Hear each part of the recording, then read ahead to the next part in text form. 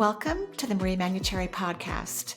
Over the last 30 years, it has been my joy to assist humanity in aligning with their magnificence so they may heal, discover their natural gifts, and communicate with loved ones living on the other side. May you also experience delight while we dance in the powerful, intuitive world of energy. Let's get going.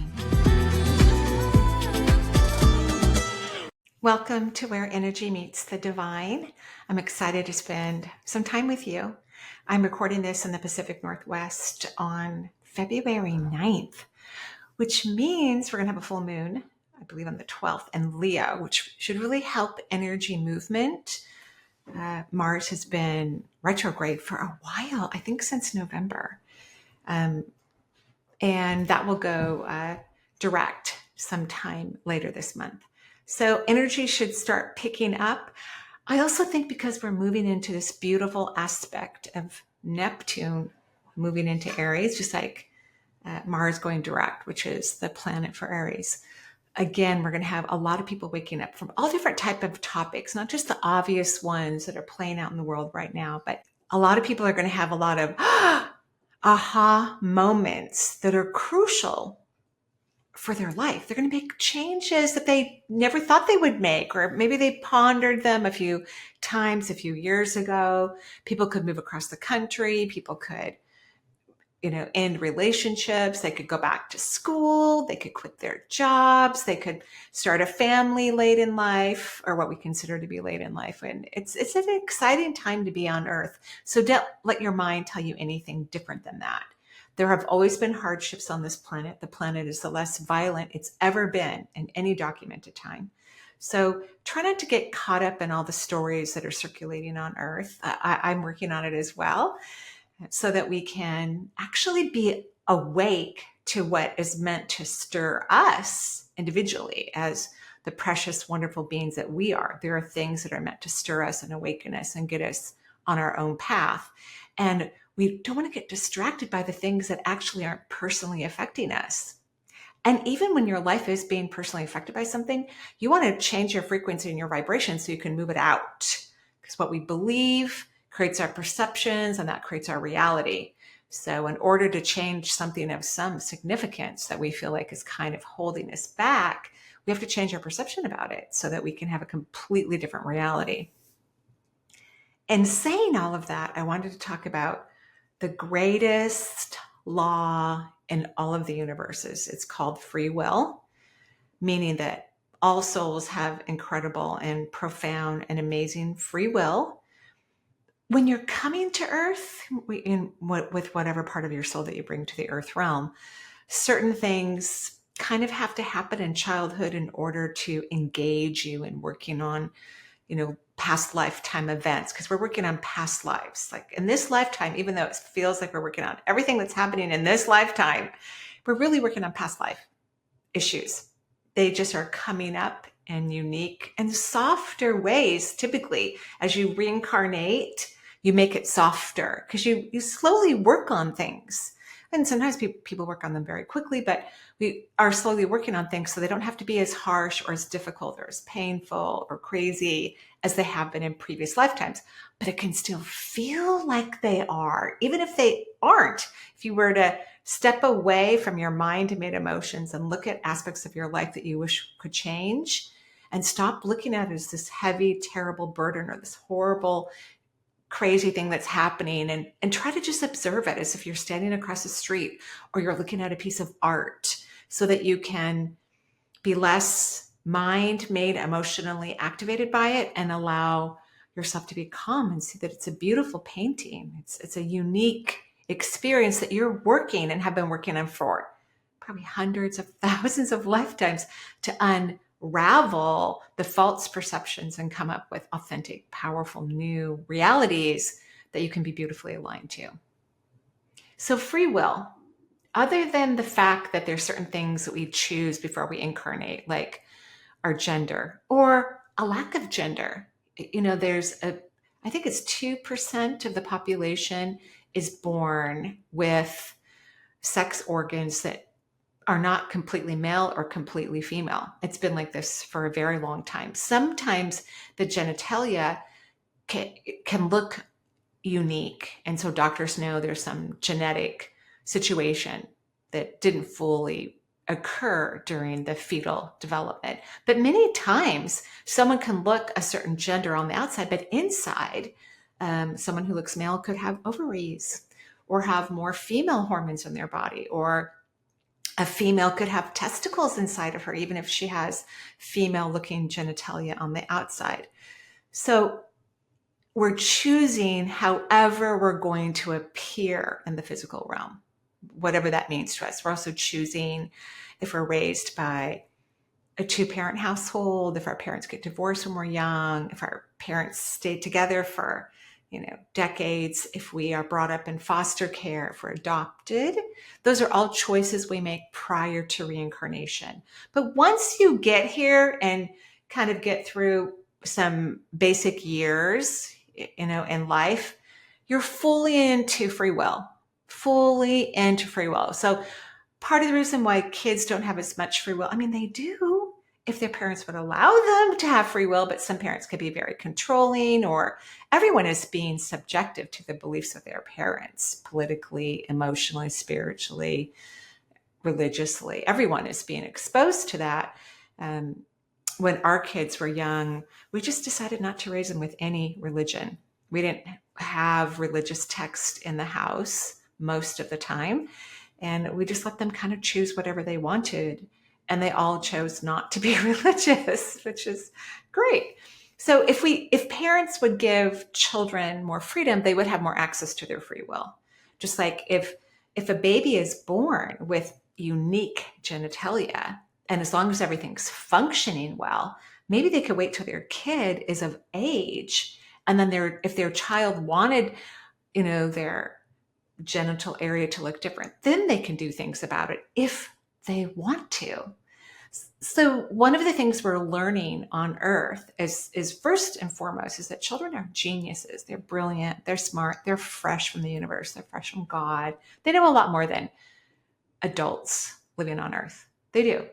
And I think all adults should take notes. If they have kids in their lives, they should be taking notes at all time, even if it feels like what the child is saying can't possibly make sense about a particular situation, but they're bright as heck.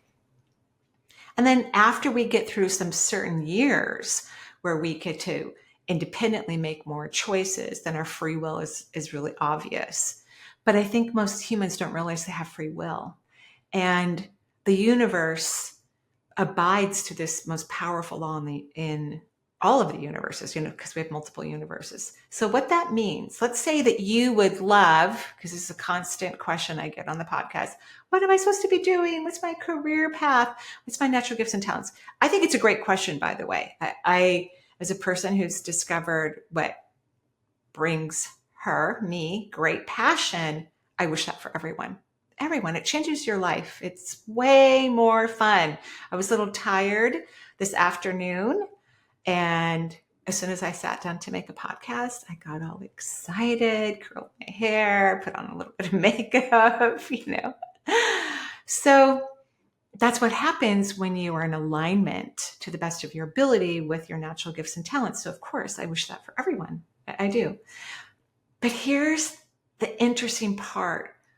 If you're not moving in a direction that is in alignment with your desires, the universe is not going to bug you about it. They might for a little while, but they respect you. They respect all of your decisions because you have free will. And that's why some people lose momentum, because they start off with this great inspiration about something. Maybe they want to write a book. Maybe they want to learn how to swim for the first time. Maybe they want to fly to a part of the world they've never been to and explore. And they get this momentum, like, oh, it's so exciting. They may talk to their friends about it. They get all excited. And then I think they're waiting for the universe to do something for them. And because they're not seeing anything happening in a magical way, they just go, well, maybe next year, or it's okay, I'll just do this insurance job for the rest of my life, even though it doesn't really do anything for me, but it pays the bills. Common phrase I hear from people. So what you want to do while you're in that inspiration is take action, because you're showing the universe, no, I'm serious. I'm really, really, really serious. I truly want to know more about this. I want to make a permanent change in my life in this particular area. Because once you have shown that you're serious and you mean it, that's when the universe begins to show you reflections of the magic that is all around you. And that definitely happens in the beginning. When people first get great ideas, they feel magical about it. They get inspired. They read a paragraph in a book and it aligns with what they want to experience. Their friend just watched a movie that aligns to what they want to experience.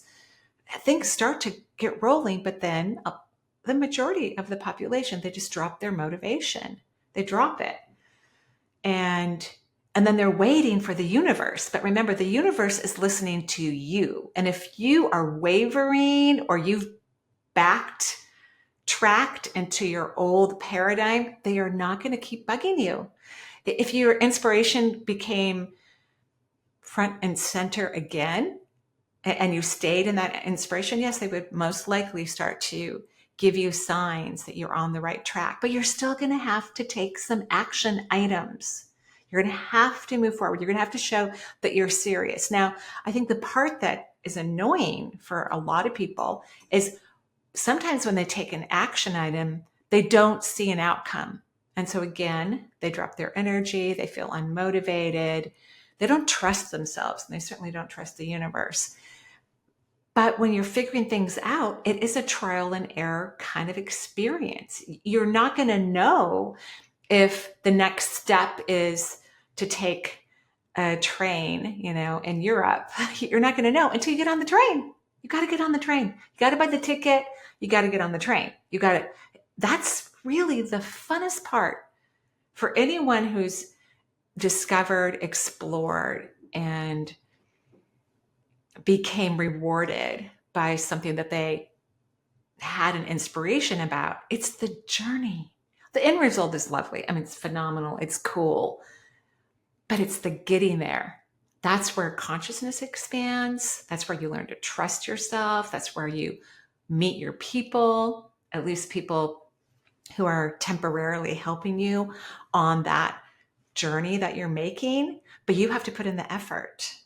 And it's like when you put in the effort, even if you're putting the effort in a way that's not going to flow for you, you get clarity. Like, okay, I still want this, but this isn't working out. But you have to put some time into it. You can't just do it for 2 seconds and go, well, that's not working. You have to maybe do it for days, weeks, and then reevaluate, because you're sending a message to the universe every time you do that. I'm serious. I really want this. I truly want to figure this out. And the universe goes, great, let's go. Let's get on the magic carpet ride and let's figure out what's going to happen. So free will, if free will weren't here, I think it would be a different story, but it's here. It's not going away. It's a part of you. It's a part of the universe, because the universe loves you so much and respects everything about you. It's not going to go against your actions. It won't. It just won't. Okay, so I hope this was helpful. Stay in the race a little longer. Try it a little longer. If it's not working, try something else that's similar. Just give it a try. Give it a try. I lost someone about 5 years ago that I have never gotten over. I feel like there's so much that I didn't get to say, that I miss so much, very much. And I feel like I did everything wrong.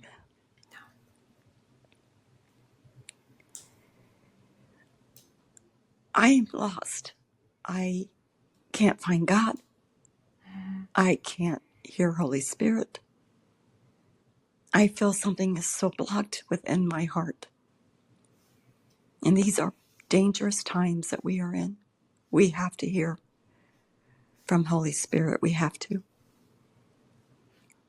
I don't know if it's this loss that's keeping me blocked. And I really don't know what to do. That's my message. Hi, Dawn. I'm so sorry for everything that you're going through, for the loss that you had, and for the sorrow that you feel. Grief is very unique. It truly is. But when we're really, really sad, which in your case is more mind made, yes, you have grief, but I think the grief is about not knowing yourself, not loving yourself, not connecting to you. And maybe this person provided you with a path to feel connected and energized. But in reality, we have to find that path within ourselves. Anyone who's crossed over can read the mind of any human being on earth. So your departed loved one knows everything that you think. So even though there were a lot of things that weren't said from your perception, because I don't think your person agrees with that, this person can read your mind. So everything has been said, everything has been expressed.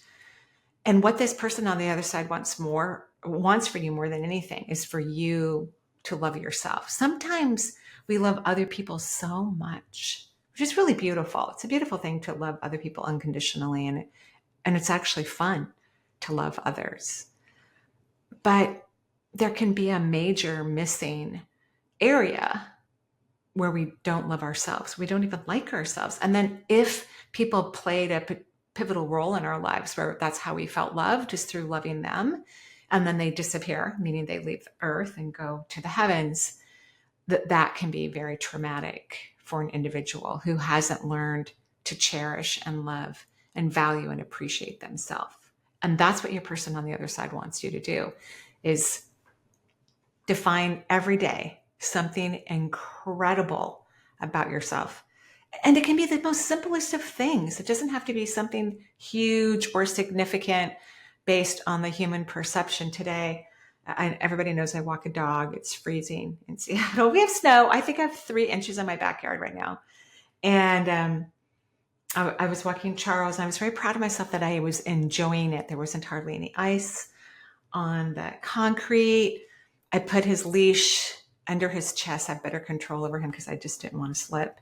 But we just had a wonderful time. It was magical. It was nice out. It wasn't too cold. I managed my gloves and the heating digital plastic things in there, and the poop bags and my tea and my snack that I brought on my walk. It was really magical. So something like that, if we just start off by appreciating something in our everyday life that was a little different, a little happier, a little bit more enjoyable, that goes a long way to starting to love yourself as much as you loved this other person that you loved so, so much. So you're right. It's really difficult when your energy is low, and mind-made grief is a low frequency. Authentic grief is actually very high vibration. The universe loves when humans have authentic grief. And authentic grief, I've had it a couple of times. It's where you could be crying and you don't even know why. You're just crying. It feels so good. So what the universe does when we're having authentic grief, it goes, oh, good. They're really grieving. We've got all this stuff from past lives, like, in the garage. I'm just using that as an example. And they just want to bring truckloads of stuff from previous lifetimes that we have authentic grief about. When we're in this place of letting go authentically, they just bring it over and kind of shove it out with the tears. So there's a sweetness to authentic grief, maybe because we are truly surrendering, getting out of the way, which is a very freeing feeling whenever we can, for whatever reason. And I just don't think you're having authentic grief. And I'm not saying you're not sad. I know you are. And I in no way am minimizing your experience. I know it's significant and it's difficult. But this grief that you're feeling is coming from your mind. If we were to say that anything was blocked, it's not my favorite word, blocked, because I don't think people are blocked. I just think they have a misperception about something. And if they can just turn it, the dial, just one click, they can have a completely different perception, and then everything changes. But yeah, in your mind, you think, because you loving this person so much, and now that they're not physically here, it's lowered your energy. And you're right, we can't hear the Holy Spirit or creation guides, the universe, when our energy is low. And that's why professional intuitives and healers work to maintain their vibration and their energy so that they can utilize it at the highest level that they possibly can, personally and professionally. So you're going to have to figure out how to get happy. You're going to have to, I think, being nice to yourself, like even saying honey, sweetheart, love muffin, cuddle cheeks, fill in the blank with your favorite choice words.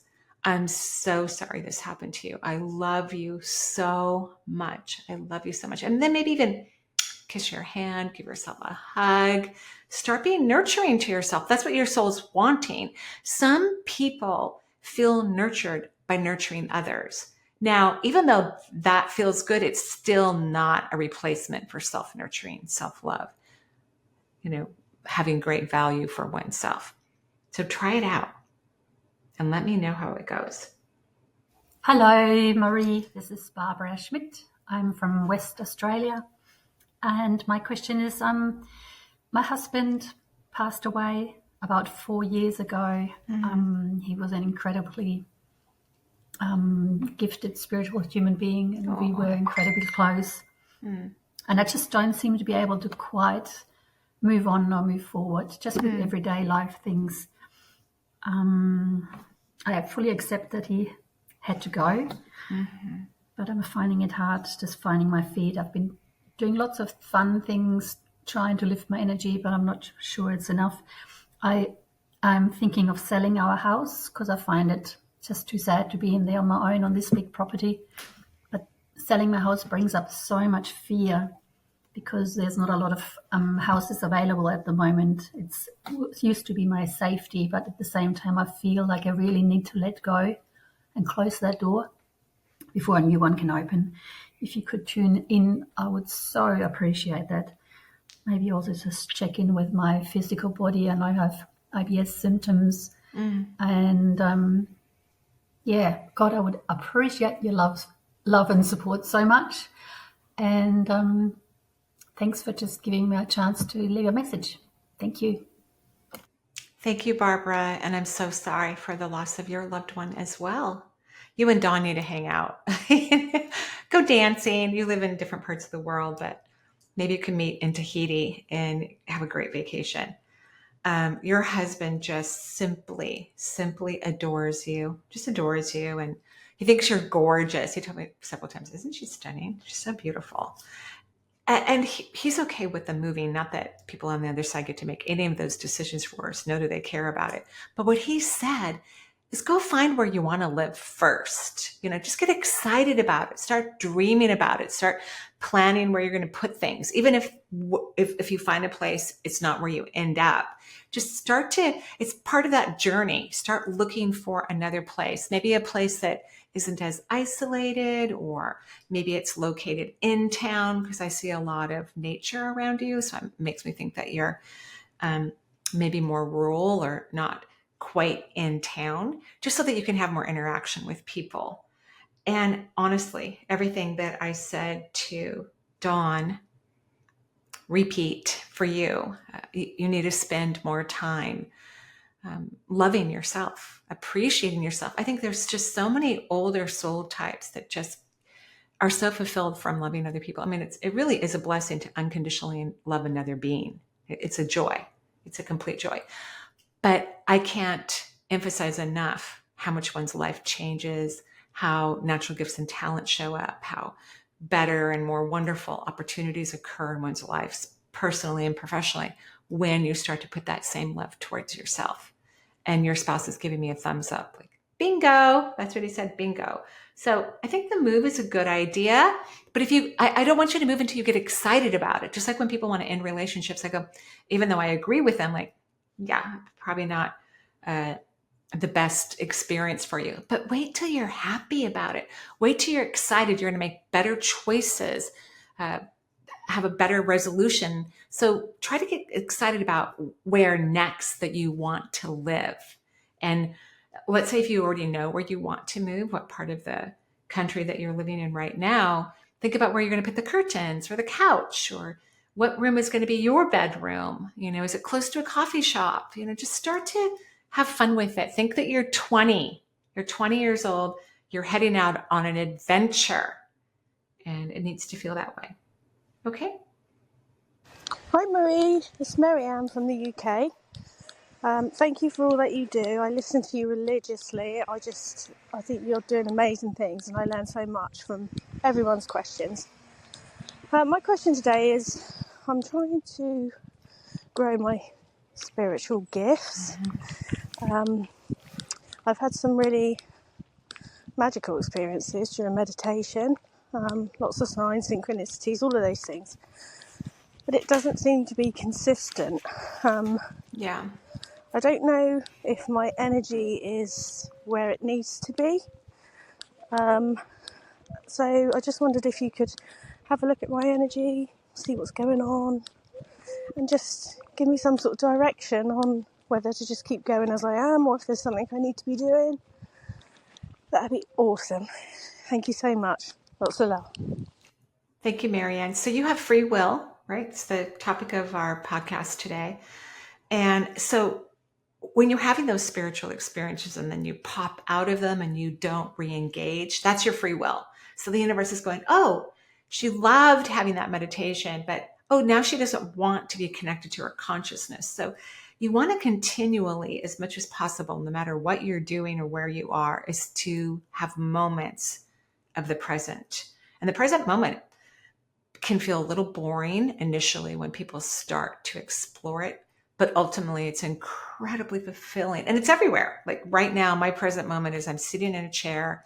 I've got headphones in my ears, a pen in my hand, and paper that I'm looking at while I'm staring into a camera. That's my present moment. So multiple times a day, maybe hundreds of times a day, if you could, for just even a moment, reflect on your present moment and really be there. Like I'm really allowing myself to feel my fingers wrap around the material of this pen.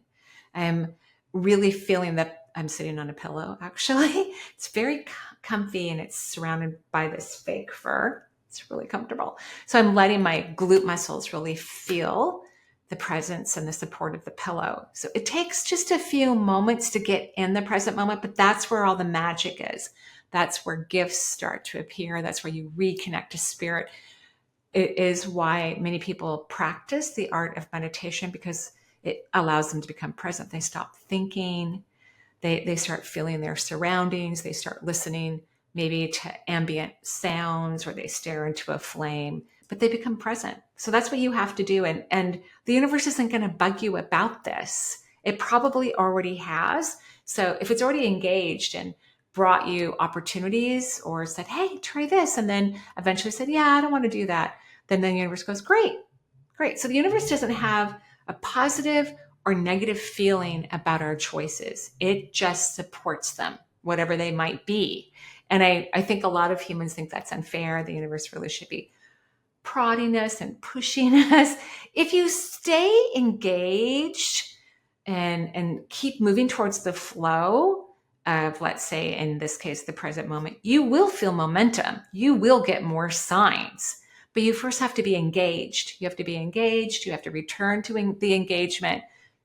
It's almost like humans are choosing, because they have free will, to only live in their spirit for short periods of time, and then the rest of the time in kind of their mind-made matrix world that doesn't give them the uplifting and the joyful experience that they desire. But yet humans continue to just go back to this non-fulfilling, challenging situation versus, because you have to take some effort to become present. You have to make some effort. You have to. But it pays off in spades. It can be extremely validating. You start to hear, see, and feel things. It feels like the path has lit up for you, but you'll have to re-engage multiple times a day. And when I said it, hundreds of times a day, you don't have to start with that. You can start with just 3 times a day and build on it. After a while, the reason why it becomes 100 or hundreds, because you don't want to experience Earth without being present. Once you've had enough of that experience under your belt, you just don't want to. It's not fun. It's not fulfilling. Yeah, that's why Charles is only getting 1 walk a day right now, which he really could do 2. He's serious. He could do 3. When it's nice out, it doesn't even have to be super nice, but just not 28 degrees in the morning or lower. I just have a hard time enjoying it. It's not fun for me. He's fine. He's got beautiful fur all over him. I put coats on him. He could walk under any circumstance. So it takes me out of my present moment. That's why it's important for people to know what really makes them happy and to repeat these happy experiences, because that's what allows them to stay motivated and to easily connect to that flow of the divine and moving into the engagement and feeling the universe connecting with them, colluding with them. And that's where your natural gifts and talents are. So you're just not putting enough energy into yourself and your own happiness. Okay. I hope that's helpful. Hi, Marie. This is Rebecca from Florida. You recently had a question from a caller about waking up at night, and she was having visions, and she described some fun and some not so fun, scary. And even though I had not called in yet, I felt like you were talking to me, and I got tons of tingles listening. I experienced the exact same thing. I have a toolbox full of calming the mind practices, but I would like to know if you would suggest anything else for me and my energy at this time that I can do to have communication and not be so startled by my brain using fear tactics to survive. Thank you. What a teacher you are, and I'm so happy you came across my path. Thanks a lot. Bye-bye. Thank you, Rebecca. It's a really good question. Fear is an illusion. That's just something you want to remind yourself and ultimately believe with all of your might, so that you don't easily listen to your mind. Yeah, I don't want to listen to your mind unless it's helping you with something logical. You're measuring. The other day, I measured out where I want to put a piece of furniture, and I wanted to see if it would fit in the room. So I got some blue tape out and put some on the wall and the floor. Need my logical mind. I had to get out the measuring tape and, look up the dimensions of the furniture. But other than that, there's no other real reason to use your mind unless it's logical. Driving is a logical experience, but there is an intuitive aspect to driving as well. Even highly successful business people believe that it's intuition that's allowed them to be successful. So probably curious, positive, what if questions were great for you. But keeping in mind that when the fear comes up, if you can start to authentically believe that it's a lie. It's a lie. It's a lie. If I'm having days where my mind is throwing uncomfortable information in it, things that I don't want to happen, I'll just, that's a lie. Oh, that's a lie too. That's a lie. As soon as I can catch myself, because then I throw it out of my brain and I become present again, and I let go of that weird statement. The universe doesn't communicate with fear because it doesn't believe in fear. It doesn't experience fear. And so it would not communicate in that way to anyone. But what if question would be great for you? And one of my favorite questions when I'm feeling just annoyed or irritated, I was in yoga today, and for some reason the shirt that I was wearing, it just kept lifting up, like, I was lifting up as I'm doing these stretches and warrior two. And I was kind of annoyed. I'm sure nobody else cared or noticed because the flows, they require your attention. And I just kept repeating, what if everything is working out for me? So I would stop looking at where my shirt was. It wasn't showing my upper chest, so that's fine. But so that I would just stop pushing it down or pulling up my pants or whatever it was. The mind, if we allow it to, it'll interrupt us doing the most amazing things that are good for our body. The ego does not want us to succeed. I don't care what modern or old school psychology says about the ego. I do not think it is a healthy aspect of the mind, except when we're doing logic. We need our brain, and the ego's in our brain. I think it's drenched in fear, and we're here to learn how to disengage from the fear. So what if everything is always working out for me? And then oddly enough, my shirt just stayed in place for the rest of the class, which was really nice. So I use that what if question quite a bit. And when you use a what if question, it's not by analyzing the question or or being even detailed in the question, even though I had a purpose for it while I was in yoga today, but I didn't allow my brain. So a lot of this has to do with managing your mind. I didn't allow my brain to utilize it for my shirt. I just basically wanted it to utilize it for myself so I could be present, so I could actually do the downward dog and not worry about my clothes. So I think that will be a good one for you. What if everything is always working out for me? What if my life is magical? What if I easily feel loved, adored, and cherished? What if I'm full of joy?